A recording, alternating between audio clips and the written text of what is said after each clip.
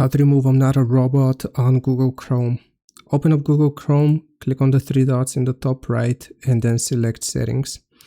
Now we want to select Privacy and Security, and then choose Delete Browsing Data.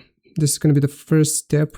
Make sure you select Cached Images and Files, and the time range is going to be all time. Click on Delete from this device.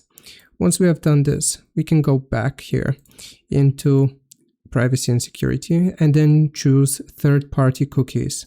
Click on that option and make sure Allow Third-Party Cookies is checked. Once you have selected this, then the last thing that we need to do is to go back into Privacy and Security, and this time we are going to click on Site Settings.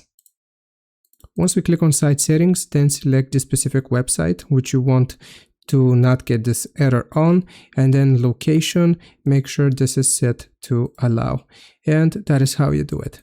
I hope this video helps you out. Leave a like and sub, and I'll see you next time.